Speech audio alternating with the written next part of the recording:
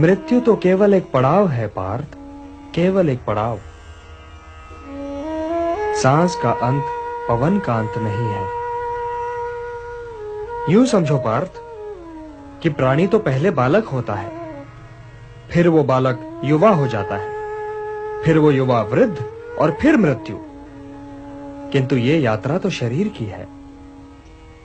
आत्मा तो इससे भी आगे जाता है। वो एक शरीर को त्याग कर कोई और शरीर धारण कर लेता है। इसलिए जो यात्रा मृत्यु पर समाप्त हो जाए वो तो केवल शरीर की यात्रा है पार्थ, केवल शरीर की यात्रा है।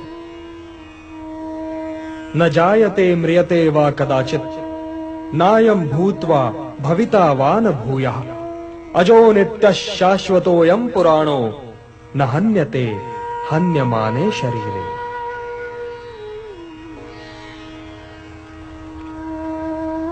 आत्मा की यात्रा तो अनंत है पार्थ, और उसकी यात्रा के एक बिंदु पर शरीर पीछे छूट जाता है और यात्री आगे निकल जाता है, और वो बिल्कुल वैसे ही कोई नया शरीर पहन लेता है जैसे हम पुराना वस्त्र उतारकर नया वस्त्र पहन लेते हैं। वासांसि जीर्णानि यथा विहाय नवानि गृह्णाति नरोपराणि तथा शरीराणि विहाय जीर्णानि अन्यानि संयाति नवानि देहि। हे पार्थ, विनाश तो आत्मा को छू ही नहीं सकता, तो फिर शोक कैसा? और किसके विनाश का? क्या वस्त्र के विनाश का? किंतु वस्त्र तो अमर नहीं होता, वो तो त्यागे जाने के लिए ही होता है।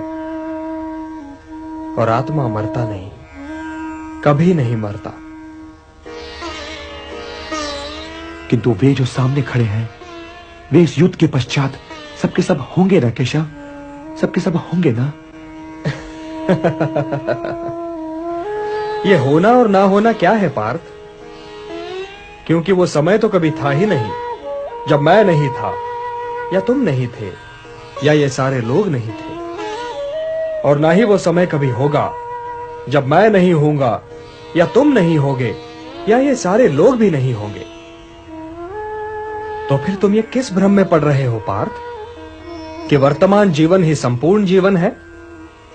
वर्तमान जीवन संपूर्ण जीवन नहीं है पार्थ।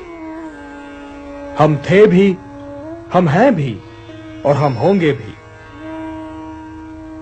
अब रहे ये सुख दुख, तो इनका क्या है? ये तो ऋतुओं की भांति हैं, आते जाते रहते हैं। हे कुंती पुत्र, जो सुख और दुख दोनों ही को समान समझे और उनसे प्रभावित हुए बिना ही उन्हें झेल जाए, वही स्थित प्रज्ञ है, और वही मोक्ष का अधिकारी भी है। मात्रा स्पर्शास्तु कौन्तेय शीतोष्ण सुख दुख दाह आगमापायिनो नित्यान तान तितिक्षस्व भारत। हे भारत, मारने या मरने की आशंका से मुक्त हो जाओ, क्योंकि मृत्यु तो केवल उसी की हो सकती है ना जिसका जन्म हुआ हो। आत्मा तो कालातीत है, काल से भी परे है पार्थ। जन्म तो जीव का होता है, आत्मा का नहीं।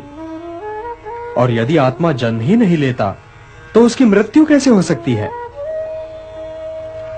आत्मा तो बस है पार्थ, है। वो काल के दोनों तटों पर भी है और काल की धारा में भी। वो अजन्मा है, नित्य है, सनातन है, अविकारी है, अविनाशी है। इसलिए मारने या मरने के प्रश्न को लेकर चिंतित होना व्यर्थ है पार्थ, व्यर्थ है। मृत्यु तो केवल शरीर की होती है, और उसकी मृत्यु के पश्चात भी आत्मा नहीं मरता, क्योंकि शस्त्र उसे काट नहीं सकता, अग्नि उसे जला नहीं सकती, जल उसे गीला नहीं कर सकता, और वायु उसे सुखा नहीं सकती। नैनम छिन्दन्ति शस्त्राणि नैनम दहति पावकः न चैनम क्लेदयन्त्यापो न शोषयति मारुतः।